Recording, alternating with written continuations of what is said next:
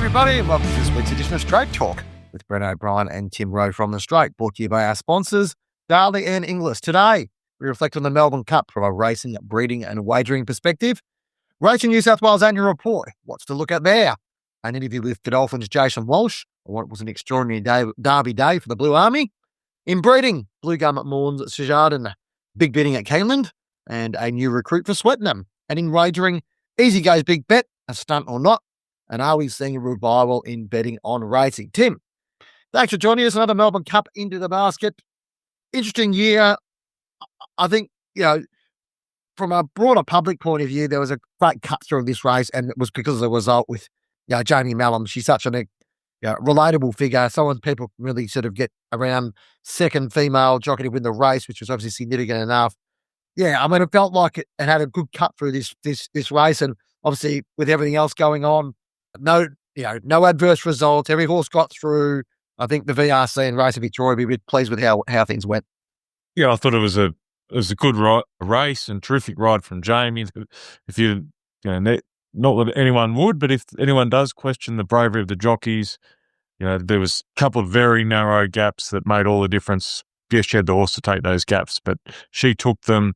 Extremely brave, great ride, and terrific result for good people, I'd suggest. The McEvoys, lovely people, like a good time, but proven over a long time they can train, and Calvin's come on board the last sort of 5 or 6 years and taking it to the next level. Yeah, fascinating that they hadn't had a cup runner, or Tony McEvoy hadn't had a cup runner, for 23 years. So, it's pretty amazing to think you sent a horse to the Melbourne Cup. Amazingly, that's the second year in a row that's happened to him, because Sheila Laxon, of course, is 23 years between cup winners last year when she won with Knight's Choice. So we often think about, cup, I guess from the Bart Cummings days, you talk about cups kings and people continually setting horses for the races and whatever else. So there's a great achievement, and Tony McEvoy alluded to the fact that he's been known as a sort of a 2-year-old trainer or a sprint trainer over the years as opposed to a stayer, but he said he loves training stayers. He's trained a Grand National Steeple winner, and there was a real sense of satisfaction from Tony's perspective that they were able to do this and sort of, move beyond this sort of perception that they're just, fast and forward sort of trainers, and have this capacity to train there. And of course, it corresponds with, their time at Flemington as well. And it was a big result for them, and it sets the scene moving forward for probably the next generation of McEvoy racing, with Calvin very much to the fore these days. Sure, and just the way they train him too is probably a little bit more European. That he's raced once a month since March, I think it is, right through. He didn't have a traditional, 4 runs in the autumn, and you don't race 3 months and come back. He went to started in Melbourne, went to Queensland, back I think via Sydney, and just did it. Kept the horse up, didn't over race him, and who knows, if he can go to the next level is wait for age horse, in the autumn or back to Brisbane. I think I read they're considering next year. Yeah, and obviously there's a backstory here, being bred by Colin McKenna, who passed away around about this time last year. Obviously a significant contributor to the industry. Purchased for Inglis Digital, as we've discussed before, $305,000. But again, November last year, quite extraordinary to be able to buy a Melbourne Cup and Caulfield Cup winner in that way. Buy a sire who's had no opportunity whatsoever, but very little support as well, and Sir John, which is amazing from that perspective. It is. Last year was a left field cup winner. This is also a left field cup winner, despite his price at the market, because you just don't see horses with this type of pedigrees win Melbourne Cups in the modern era. But maybe we're changing, Tim. Maybe we're seeing things differently. Maybe we're learning how to train these Australian stayers to get the best out of them. As I said, second Australian bred winner of the race in a row, but also the first Australian bred Caulfield and Melbourne Cup winner since 1939. So significant moment for the Australian bred horses. Yeah, and I maybe get onto this later as well, but just the way the trainers are at Ballarat as well, got some great facilities there, wood chip tracks. I think they're putting in an uphill tracks and lots of different options to train their horses rather than just round a track. And even, on the Derby, I think Kieran had some pretty forthright views on the back of Gay Woodhouse, keeping it 2,500, how to, it's about training the stays, not so much the distance of the race. Yeah, so forthright with those views, I couldn't publish them. He was quite adamant about the fact that if, to put to put it in polite terms, if those idiots can't train horses over 2,500 metres, and they shouldn't be training in the first place. So it was quite amusing to see there.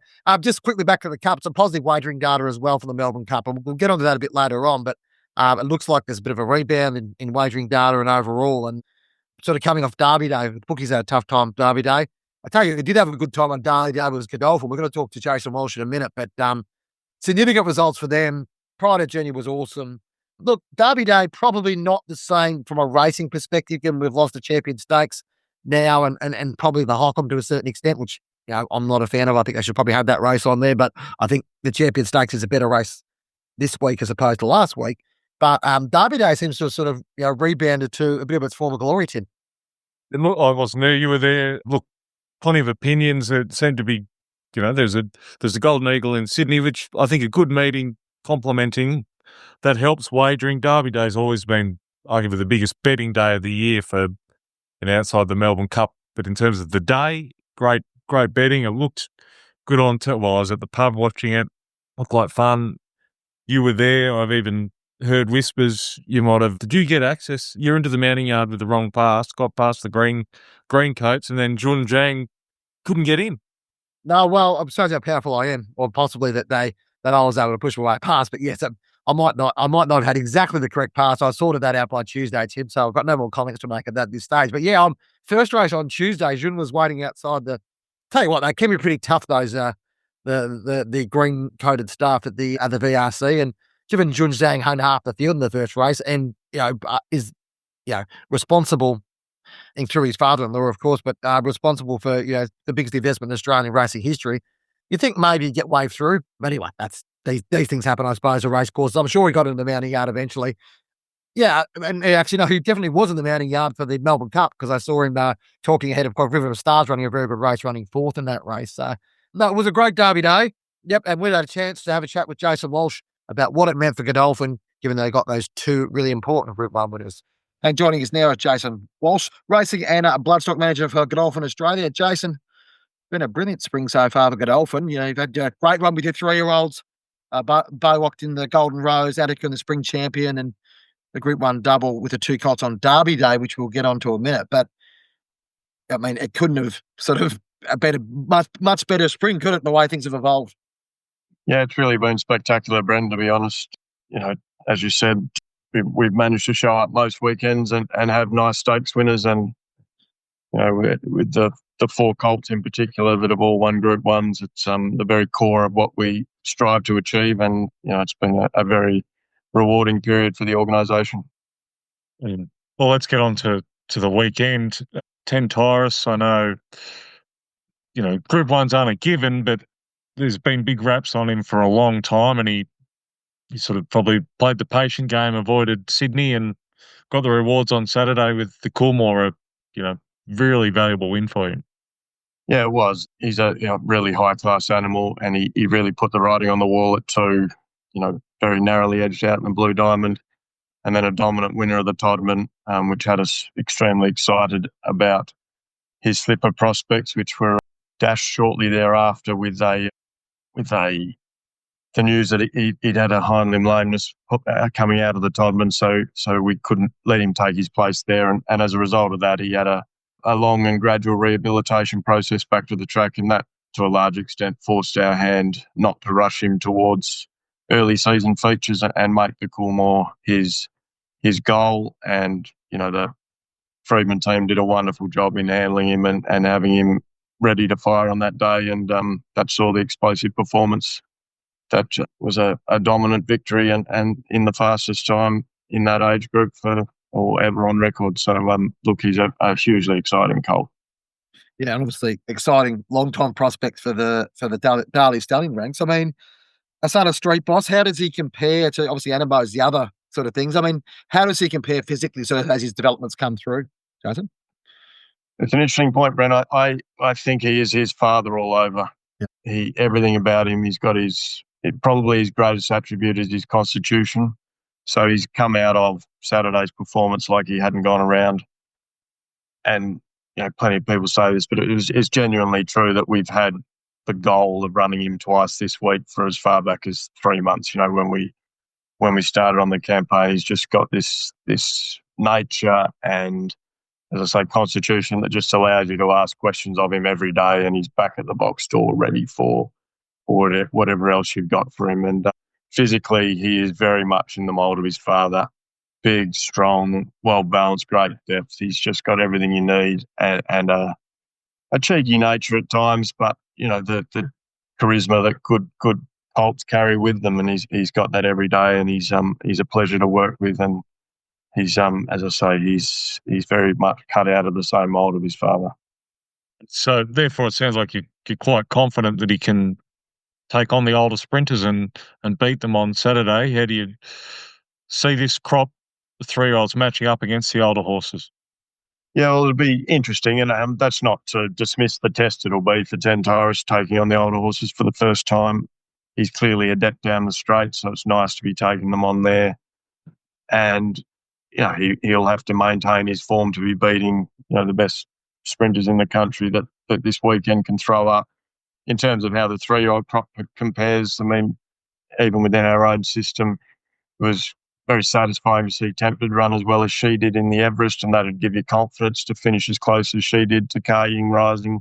But the best 3-year-olds in this crop are going to be able to graduate to open company, if not now at 3. And I think there's evidence to support that's there's reason to be confident there, but certainly into their 4-year-old season.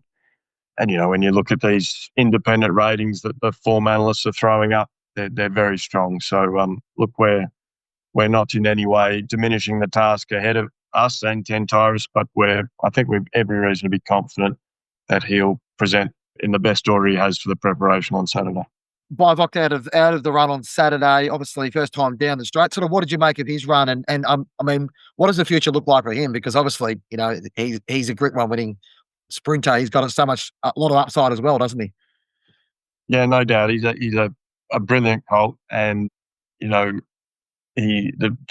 future is very bright for him. I think that's an important point you make. First time down the straight, he just looked to us like he got a bit lost down there. And to be honest, it may not quite suit his racing pattern. Facing up straight down the straight is when he's got the bend and the ability to kick off it, as we saw in the Golden Rose. Again, he was dominant there, beating some very good horses, and all the way along, Tempted finished behind him. So it's every reason to think that is genuinely top-class form. And he's the kind of animal that much like his father, when he turns up and gives his best, it can be world-class performances. And then the challenge is just consolidating those and getting some consistency in his performances. Despite wandering a bit down the straight there, we felt he stuck on well enough. And talking to Chris after the race, we're not going to hesitate in sending him down there in the autumn again, and hopefully he can come forward for that. And the other comment I'd make, off the back of such a dominant performance in Sydney in the Golden Rose, it's quite normal for horses to regress a little bit. And, he met a world-class sprinter in Tentaris there on the day, and finishing fourth lost no admirers from our team anyway. Obviously, Godolphin and your Darley, your stallion operation, and dual hemisphere at that. So how serious would you perhaps consider one or both those sprinters perhaps going to, UK and Royal Ascot and making them, commercial in both hemispheres if you can? Yeah, we'll definitely consider it seriously. As in all the decisions we make in placing our horses, we'll take those at the time in terms of what suits the animal best and allows us to maximise their racing and stud potential. I mean, it's no secret that the Australian sprinters tend to measure up very well up there. And if they can make the graduation to open company against older horses, then, international campaigns would very much be on the agenda for both of them, I think. If not into 2026, then perhaps 2027. But look, there's a lot of water to go under the bridge before we commit to those sort of plans. Some targets in this country that are very important too, obviously, with the Everest of next year. They'd be live contenders for that as well. So, look, there's a bit to play out, and we hope that they can both arrive in sort of form next time, and for subsequent preparations where those sort of international tests are something that we'd be keen to pursue. Yeah, I mean, I guess the advantage for you in that regard is that you do have multiple strings to your bow. So, and that's probably the advantage this year is, I guess this spring has sort of shown is that you've had, bow peak a little bit earlier, but be able to push Tentaris back a little bit. It's worked out quite well for you to be able to capture those ones. We'll move on now to sort of to the Derby result, and obviously a significant win. You guys have tried and had a crack at the Derby plenty of times across the years, have been unlucky a few times, but Observer was able to sort of break that duck. I mean, he looks an exceptional 3-year-old, and arguably should have won the Caulfield Guineas. I think no argument for me. Certainly, I think it was given some of us who had a little bit of a play to him at large odds, but he looks a serious horse, and just so much scope going forward, Jason. Yeah, he does. What a wonderful exponent for Gayaf, who we hope can develop into the sort of classic sire that this country needs. And the horse you just described there, an Observer, looks capable of just that, competing at a mile and up to a mile and a half, and that opens up a range of options. So, as you said, we've placed in a lot of derbies, and heading to the track on Saturday with the pedigree that Observer had behind him gave some real confidence about his staying ability. And I do think he's still working it all out. The first half mile of that race, he was just travelling a bit stronger than we might have liked. And, Mark did a wonderful job in getting him to switch off for those couple of sectionals that allowed him to hold on. But, when he develops and matures, I've got no doubt he'll be very capable at everything from a mile to a mile and a half, and in the hands of Kieran. Excited about what that might look like for next year. He's sort of hinting there that obviously Gayaf didn't come back this current Southern Hemisphere season, but he had another stakes winner on Tuesday at Flemington with Different Gravy, a homebred that he might come back next season. Hopefully, I know his fee for Ireland's only announced overnight, €20,000. So, he's hopefully can come back for that, provide that diversity.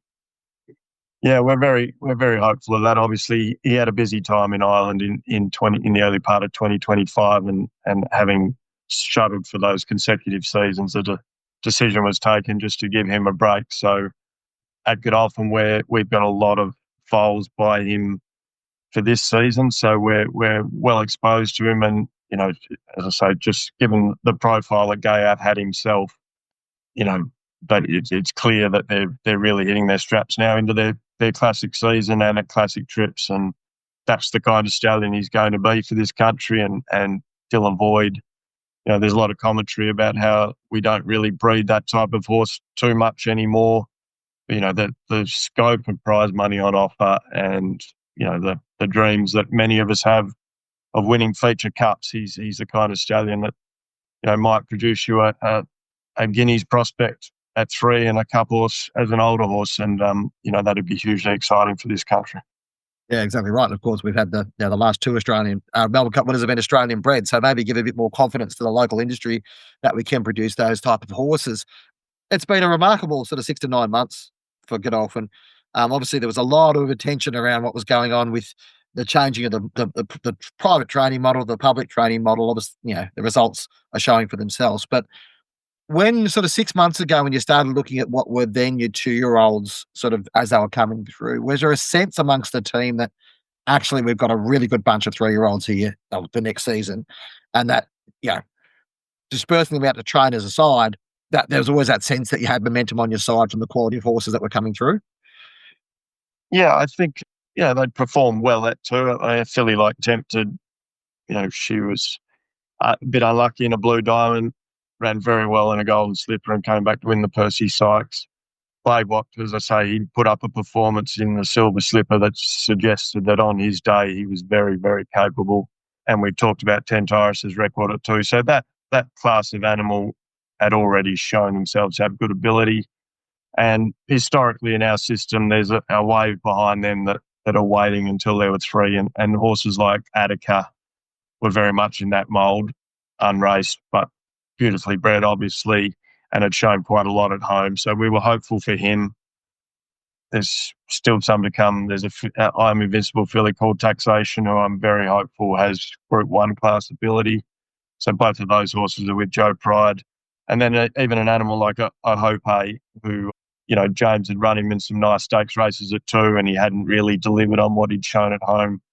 But the training team were giving us the feedback that he was a nice animal in the making, and he's been beautifully prepared by Michael Friedman. So, yeah, if you'd asked me, if you told me I could order what the spring might have looked like, I probably would have been more modest rather than what's actually been delivered. But look, we've got a wonderful team of people behind the scenes in our offices and on our stud farms that ensure these horses get the chance to develop to be their best. And that gives us reason for optimism with every crop. And, this looks a very strong one. Jason, you're always out and about looking at horses and the latest foals and the yearlings now that you've got coming through. What sort of traits are you looking for when you do in the team with Andy and the rest of the Godolphin team about which trainers take on which horses? Sort of what traits are you looking at there to help determine that? Yeah, there's a lot of factors go into that. I mean, I have a bit of a belief that training families gives you a knowledge edge and a base on which to assess what suits particular lineages, both female and on the side. So that's a factor. And obviously these trainers that are having some success are pretty keen to see close relations to those horses. So that'll play into it. And, without wishing to pigeonhole any of the trainers, I mean, they're all very capable horsemen. So we have absolute confidence that if we give them a horse in their care, they've got the tools and the expertise to ensure they reach their best. But they've also established themselves as having particular success with a particular type of animal. And that comes a bit into our decision making in terms of what individuals might be allocated to them. So we try and ensure that they're all placed to advantage, really, both in terms of allocation of trainers and then obviously subsequent race planning.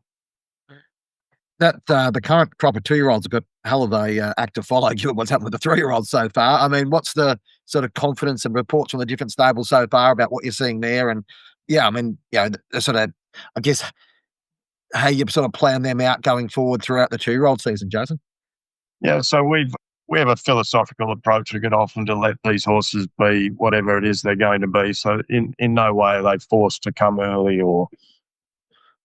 but our broodmare band is very geared towards 2 and 3-year-old performance. There's no question about that. And there's a real natural precocity in our horses. So we've had a handful of runners already at 2. The feedback across the board about the crop is positive. At this stage of their careers, the dreams are all still very much alive. We've got some young stallion representation, and we're very encouraged by what we're hearing about Pinatubo. Michael Friedman's got a beautifully related filly out of Essaouira, who's a close relation to Astern and Alizé, and he's very hopeful for her prospects. We've got a daughter of Guelph with Kieran Maher, who's had a trial already, and she should be ready to go in the early part of next year. And there's a brother attempted by Pinatubo with Anthony Friedman. So, seeing the progeny of those new stallions coming through is always an exciting time. And between Pinatubo and Victor Ladorum, we're getting nice feedback, and we're very hopeful that they can announce themselves in the next 6 to 12 months. Yeah, it's an interesting one. Actually, talking to Andy on Saturday after the success, these new stallions are important, but the broodmare band's such a key part of it too. You look at the depth that you guys have got, and you look through the pedigrees of the horses that win these races, and you go back through them, and they're 15, 20 years in the making, aren't they, Jason? A lot of these families. Yeah, no doubt. And they've been carefully curated over decades. And it's always particularly rewarding and fulfilling, as we mentioned, those Group 1 colts that are winning everywhere from 1,200 up to 1.5 miles. And then you look at the strength of the female families behind them as stallion prospects. I mean, I'm a massive believer in pedigree as being the key to racing performance. And it's always very rewarding for our team when they not only perform on the racetrack, but they carry a really significant depth of pedigree behind them. And you only have to look at on our own roster, the emerging sides like Sejardan Hot. You wouldn't find a better bred stallion prospect in the world. And I'm pleased to say that we've got some irons in the fire with similar colts that the world's still very much in front of them on the race course, but they just carry the depth of pedigree and a lot of intellectual property and hard work over decades that is allowing them to show themselves now. Jason, thank you so much for your time. Great to catch up. Well, may the success continue. It's obviously been a great spring, and looking forward to a really strong continuation of the spring. Look forward to the autumn. All the best, and thanks for joining us. No problem at all. Pleasure to be with you. On to other news now, Tim, in the racing sphere, and probably the most significant news this week. Racing New South Wales putting out their annual report. Now, they always tend to put it out this week. I think it was Melbourne Cup Day by the look of things that came out, but a positive news for them. I think, operating surplus of $12.9 million. Wagering revenue down $13 million, which was interesting, but they were able to reduce operating expenses significantly, $6.5 million. There's a few adjustments in here and there and whatever else, but I guess the top line numbers we look at is that wagering revenue number. That's $302.8 million, down 4.1% year on year, and 9.6% on the peak of $335 million. That sort of correlates fairly closely, maybe a little bit less than what we're seeing on a more broader basis on wagering turnover the last few years.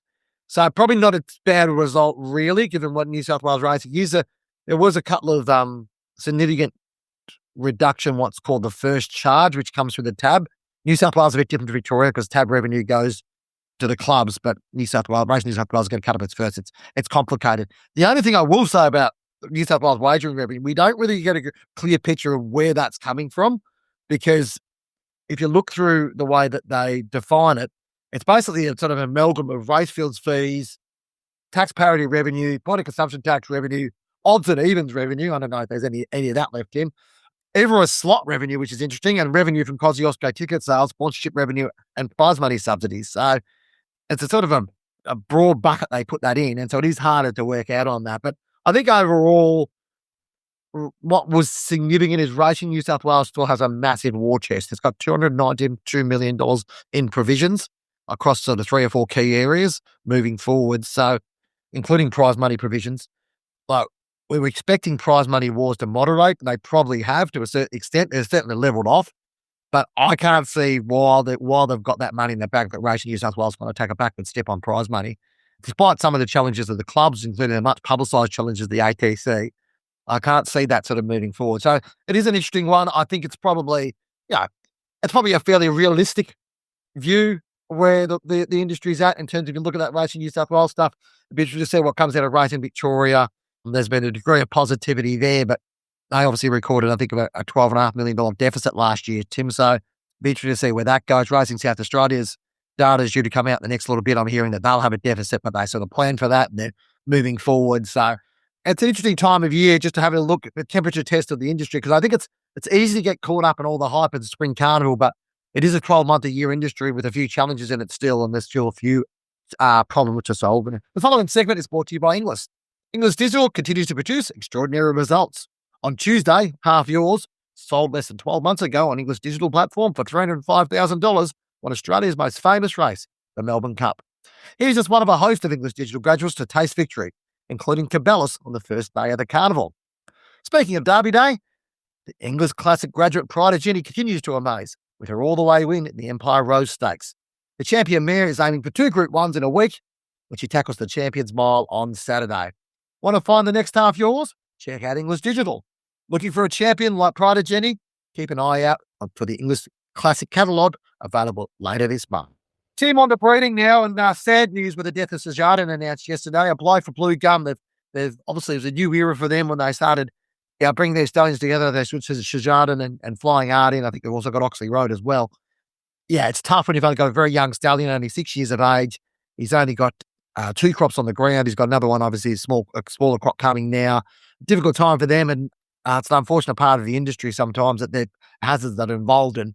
Yeah, it's disappointing for a young stallion operation like that, or a burgeoning sort of emerging one, to have a setback like that. Sure, and Jason Melham, along with Sean and Kathy Dingwall, which is Trilogy Racing, and they've, for the last 5 years, I think it was 2020 Inglis 2-year-old sale, they made their first sort of purchase, lot 1, and that was the name of the horse, and they've spent a lot of money, and just, Jason and Mel are good people and captivated by the industry, and they've gone in a big way and, bought Blue Gum Farm, a historic Victorian farm, I guess, and it's just unfortunate for them that, the stallion had a tragic accident and couldn't be saved this week, and hopefully they can get through that and keep pressing on, and probably no greater certainty than Sejardan will probably make it now, given what's transpired. And hopefully there is some nice horses out there and get good sale results and go on to be good horses. Yeah, it's tough because you make a plunge or make an effort to make a impression in that industry, and it's not easy to stand stallions. It's an expensive game. You don't even go your way, and when you lose a stallion, it's difficult. And I think it's interesting time. Just speaking of Victorian stallion announcements, Sejardan announcing this week that Diego Velasquez is coming out next year. Nice and early announcement to put your details out this week, this far out, but a sign of confidence, I guess, from Sejardan and from just shuttling the horse from over there in the UK to sort of bring him over here. And talk us about this horse, Tim. What do we know about him?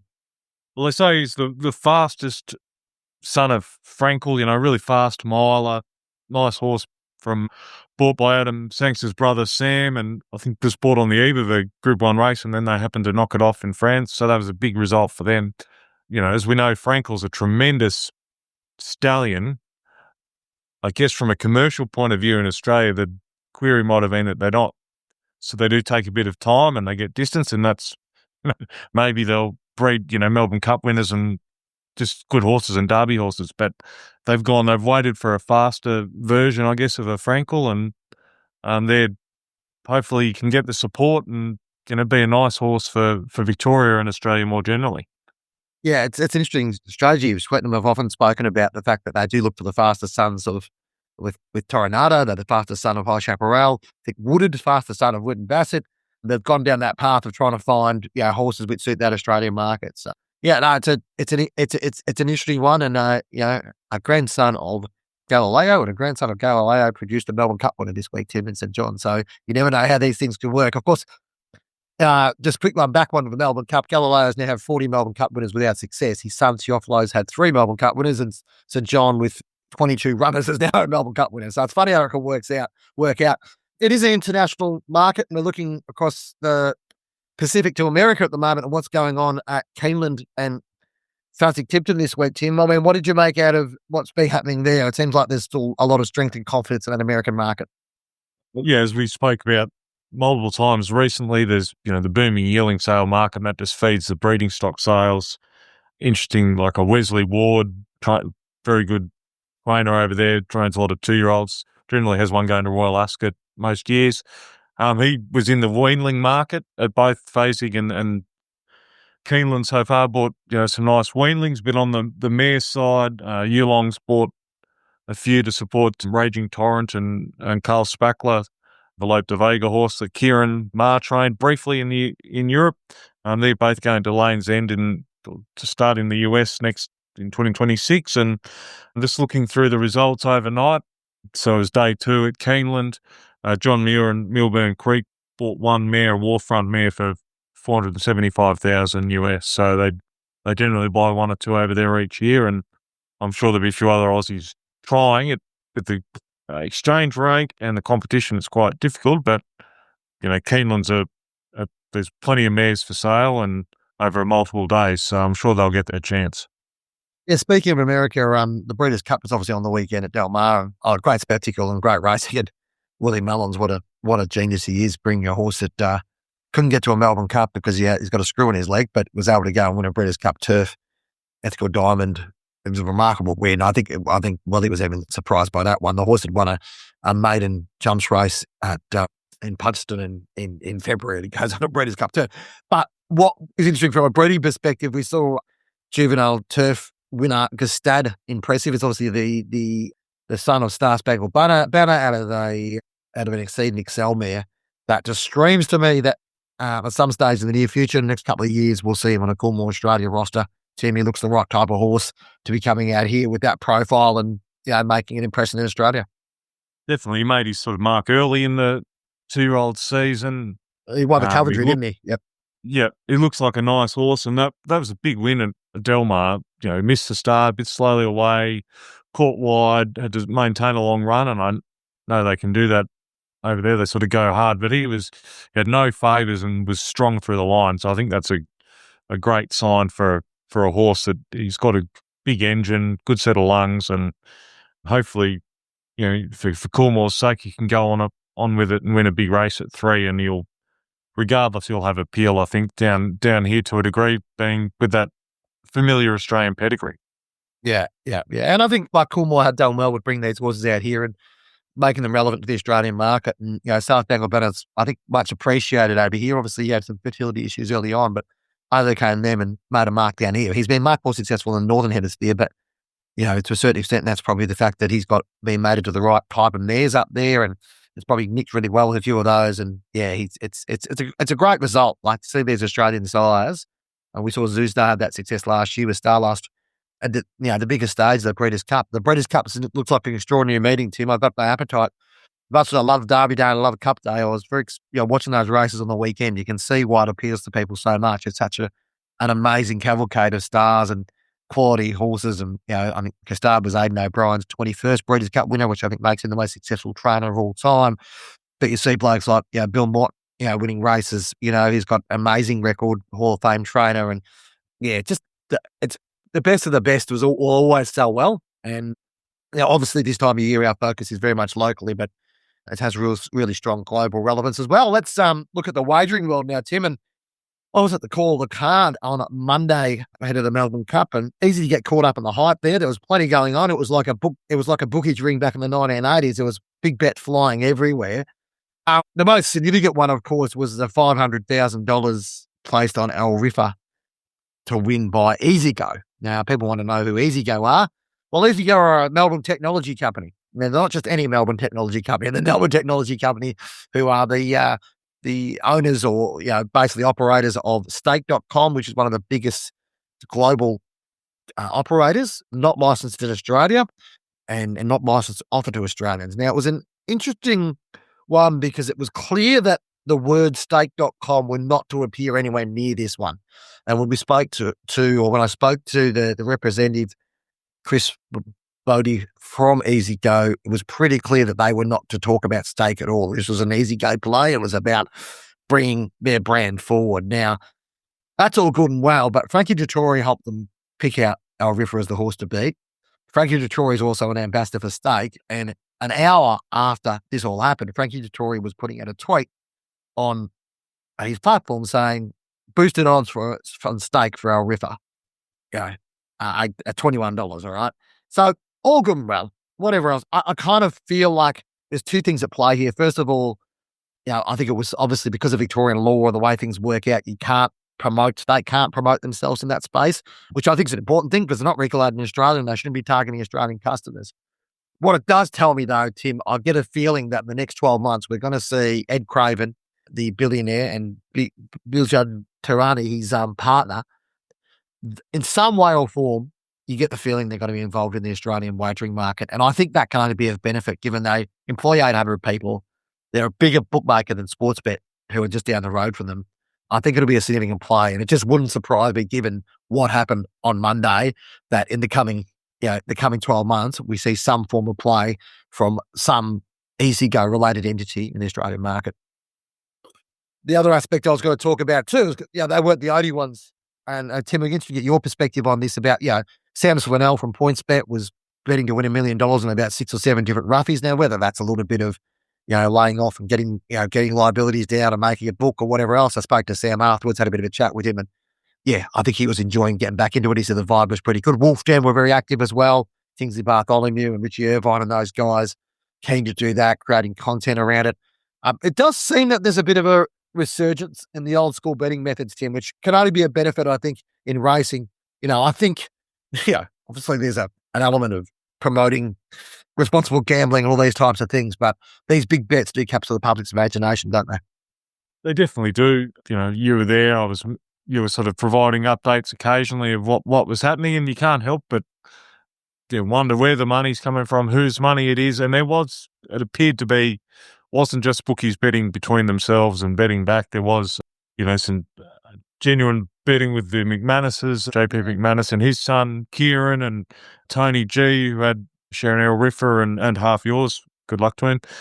Betting their own horses and then betting around, the chances that they thought and value and different things. So I think it appeared to be a reasonably genuine market too. And they bet low percentages, I think under 102% from what I read.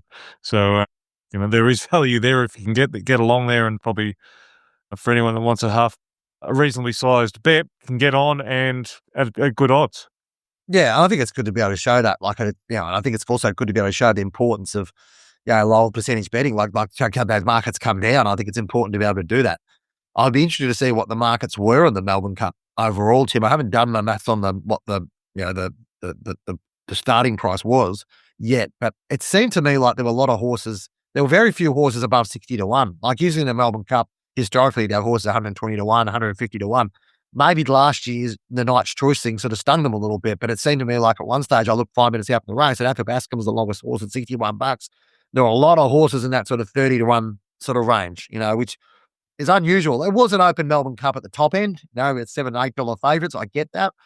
But it does seem to be like the bookies aren't quite as willing to take the risk on those massive payouts, I suppose, that happen. And it is unlike any other race of the year, isn't it, Tim? Like the way that people bet into the Melbourne Cup is not like what they do elsewhere. And so I can understand how bookies have to manage their risk to a certain extent, but it's it is. Talked to a couple of professional partners about this. It is the toughest race of the year to try to back a winner. So it's the bookies should be making money at the Melbourne Cup. It looks like turnover was up, Tim, about, one bookie told me about 14%. Their turnover was up on the Cup and about 5% up on the day, which is a positive. And the bookies got a win on the day because the way the result happened, Al Riffa was their worst result. And it was late, a lot of late betting from Passage Nocturne as well. So sort of changed things about. So it's positive for them, although from what I'm hearing, they had an absolute bath of it on Derby Day, one of the worst days ever in terms of all the favourites winning across both Flemington and Randwick. So, sometimes, the bookies generally come out on top, but sometimes it's nice to see the punters win, isn't it, Tim? Absolutely. Nothing like self-interest, and I happened to win on Cup Day and a little bit on Derby Day, so long may it continue.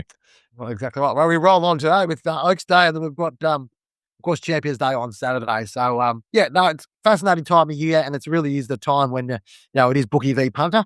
And it's, I think the more we can sort of bring that to the fore, it's important. I had a quick chat with Aaron Morrison after the call of the card on Monday, and he said, they were really Racing Victoria really looking to support this fall of the card sort of notion of bringing out the theatre of the betting ring again, and trying to get people out of the apps and into the real world a little bit more, which I think that's important for racing to be able to do that, because otherwise, it doesn't have the same personality.